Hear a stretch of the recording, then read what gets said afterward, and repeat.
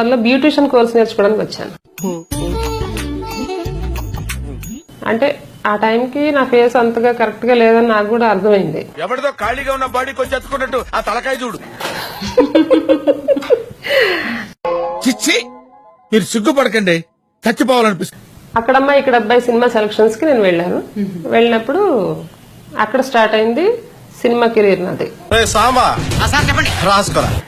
పవన్ కళ్యాణ్ గారిని చూసినప్పుడు అసలు మేము ఫుల్ ఎంజాయ్. సముద్రంలో రాసుకోరా. ఆర్ నారాయణమూర్తి గారు వచ్చి నన్ను లొకేషన్ లో చూసి హీరోయిన్ గా చేస్తామని అడిగారండి నన్ను. బొగ్గు గనుల్లోనూ మాక్సిమం ఆక్సిజన్ కూడా లేనంత డెప్త్ కి వెళ్ళారు షూటింగ్ కి. నారాయణమూర్తి గారితో హీరోయిన్ చేసిన తర్వాత నాకు మా ఇంట్లో వాళ్ళు నెక్స్ట్ వాళ్ళకి పెళ్లి అవుదని చెప్పి పెళ్లి చేసేసారు. దగ్గర దగ్గర ఒక 500 మెంబర్స్ లేడీస్ ని సేవ్ చేశాను నేను. వాళ్ళ ఫ్యామిలీస్ ని సేవ్ చేశాను, లేడీస్ ప్రాబ్లమ్స్ సేవ్ చేశాను. నాకు బాగా హెడేక్ వస్తా ఉండేది. వచ్చినప్పుడు ఒక 1 వీక్ నేను ఫుడ్ మానేశాను. జనాలకి అందరికి ఆశ్చర్యం అయి ఉండొచ్చు, కానీ ఇది నమ్మవలసిన విషయం. నాకు షిరిడి సాయిబాబా కల్లో కనిపించింది. ఆయన దగ్గర ఒక తంబిలేరు డొక్కు అని ఆయన పరిచయం చేసి దాంట్లో ముర్రిపాలు ఇచ్చారు నాకు. అవి తాగమని చెప్పి, వద్దమ్మా ఎప్పుడు నా పేరు చెప్పి అన్నం మానేస్తే నేను అస్సలు తట్టుకోలేను, నేను చాలా బాధపడతా అని చెప్పారు.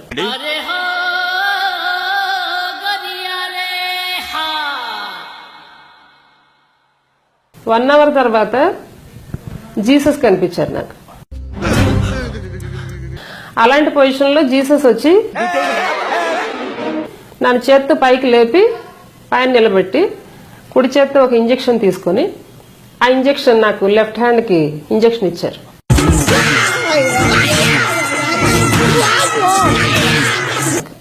అయితే అప్పటి నుంచి నాకు ఎటువంటి హెల్త్ ప్రాబ్లం రాలేదు.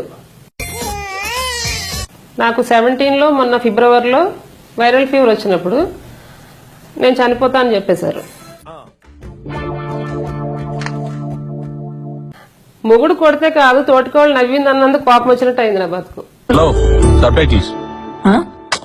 తెలుగులో నాకు అర్థం కావాలిగా. నాకు చాలా కోపం వస్తుంది ఒక్కొక్కసారి.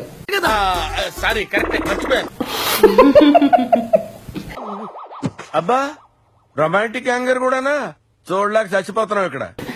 నాకే విచిత్రంగా అనిపిస్తుంది ఇన్ని కోణాలు ఒక మనిషిలో ఉంటాయని. మీరు నమ్మరు, నిజంగా నాకు గాల్లోనే శత్రువులు మొదలైపోయారు. అప్పుడు పాట పాడితే ఆ పాటకి ఆయన మంత్రముగ్ధులైపోయి నన్ను రబ్రీదేవి గారి చేత్తో టీ తాగించాలని ఇంటికి తీసుకెళ్లారు. నా ప్రియాతి ప్రియమైన ప్రేక్షకుల కోసం నేను పాడతాను. Anyway, wish all the best. Carry on.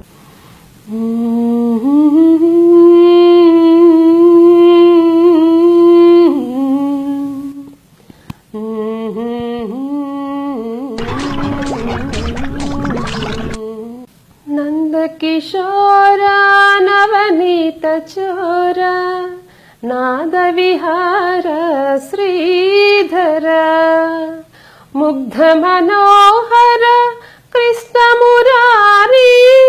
నువ్వు ఎంచుకున్న రాగం ఏంటి, తీసుకున్న తాళం ఏంటి? పాట ఉన్నదే నెంబరు, నువ్వు పాడుతున్న టెంపో అయినా ఆ పాట విలువ తెలిసే నీకు ఈరోజు వాల్యూ ఆఫ్ ది సాంగ్. నీ వస్త్రాలంకరణ మీద పెట్టిన శ్రద్ధలో సగం స్వరాలంకరణ మీద పెడితే బాగుంటుంది అంటున్నాను. I'm telling that. ఊరుకో ఊరుకో, ఎద్దులో ఉన్న ఏడిస్తే దరిద్రంగా ఉంటది. ఇది జనం చాలా జోక్గా తీసుకునే వాళ్ళు ఉంటారు, కానీ చెప్పక తప్పదు. నాకు ఫస్ట్ టైం చనిపోయే వాళ్ళల్లో ఫస్ట్ టైం కనిపించిన వాళ్ళు ఎవరంటే నందమూరి తారక రామారావు గారు కనిపించారు నాకు.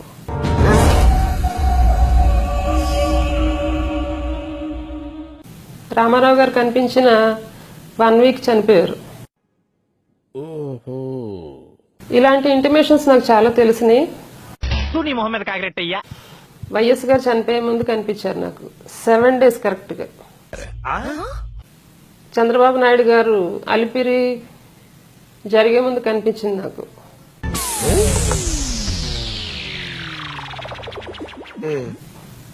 అది ఆపే శక్తి కూడా ఎలా అనేది నాకు చెప్పారు. నేను ట్రై చేశాను, సక్సెస్ గా జరిగింది.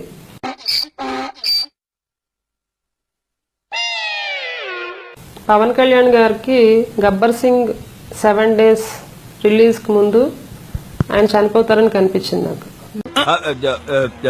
1 minute. అప్పుడు ఏ విధంగా నేను ప్రేయర్ చేయాలో చెప్పారు, నేను చేశాను.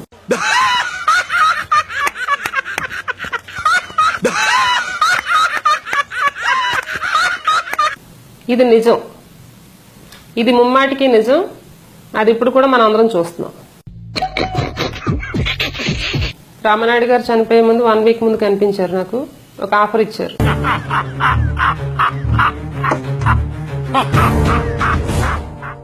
రామనాయుడు గారు చనిపోతే బెస్ట్, రానా ఇది అన్ఎక్స్పెక్టెడ్. రానా ఉండాలి అని అడిగే నేను రిక్వెస్ట్ ఇచ్చాను. నా మాట మన్నించి అటు డైవర్ట్ చేశారు. చాలా దినాల తర్వాత నిజంగా వచ్చే జోకన్నా దేవరాజు. ఇది నిజం, దీంట్లో ఎటువంటి అబద్దాలైతే లేదు. మొన్న దాసరి గారికి కూడా ఇలా అవుతుందని చెప్పారు. నీ మొహం వాష్ బేసిన్ అయితే దాంట్లో ఎవరైతే అర్లీ మార్నింగ్ లేచి భగవంతుడిని పట్టుకుని మన ప్రాబ్లమ్స్ అన్ని చెప్తారో వాళ్ళు ఖచ్చితంగా గెలుస్తారు. నా గెలుపు కారణం అదే. నాకు అనిపిస్తుంది, నేను చేస్తాను. దాన్ని అపార్థం చేసుకుంటే మాత్రం నేను ఏమీ చేయలేను.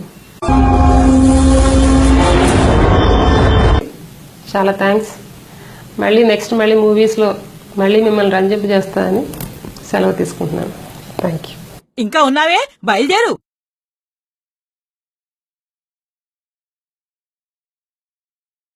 Share chat.